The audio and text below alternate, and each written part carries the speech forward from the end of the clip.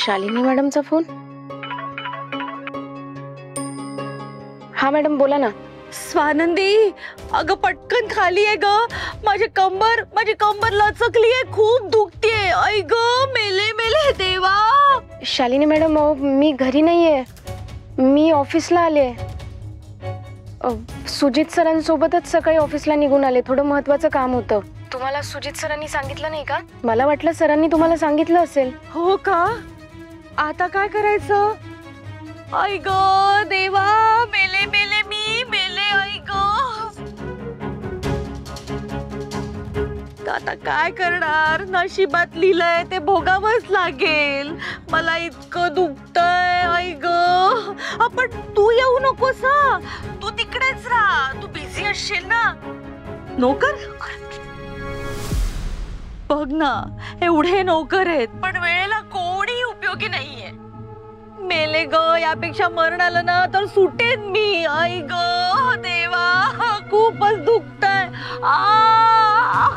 मला खूप दुखतंय ग. शालिनी मॅडम तुम्ही शांत व्हा आधी आणि अजिबात काळजी करू नका. मी एक काम करते, मी 20-25 मिनिटात घरी पोहोचते.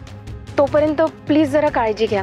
मी लगेच आले. हो हो हो, लगेच आहे. आई ग देवा.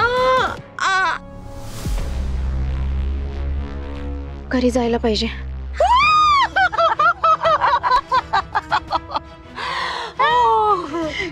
कमाल. कशी वाटली शालिनीची ऍक्टिंग? अगं मावशी, तुला बेस्ट ऍक्ट्रेसचा अवॉर्ड दिला पाहिजे, माहितीये? कमाल. आता बघ कशी धावत धावत येते की नाही.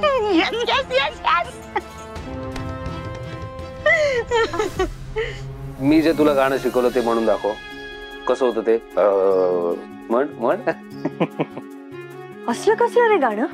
हा आई, अगं छान गाणं म्हणतो तो, म्हणून दाखव आजीला. काय? मी तुझ्यासाठी साजूक तुपातला शिरा बनवून आणलाय. कशाला करत बसलीस तू हे सगळं? अरे कशाला म्हणजे, मुलगा उपाशी आहे म्हटल्यानंतर आई बनवणारच ना खायला. उपाशी मी नाही छे, काही काय आई. बरं मला सांग, काल रात्री काय जेवलंस? ते आपलं हे काय म्हणतात त्याला?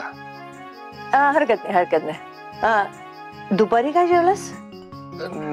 दुपारी नूडल्स, इन्स्टंट नूडल्स असतात ना. हो. आणि मग दिवसभर हवा खाल्लीस? मणी, असं उपाशी राहून स्वानंदी परत येणार आहे का? हे बघ, माझा पूर्ण विश्वास आहे.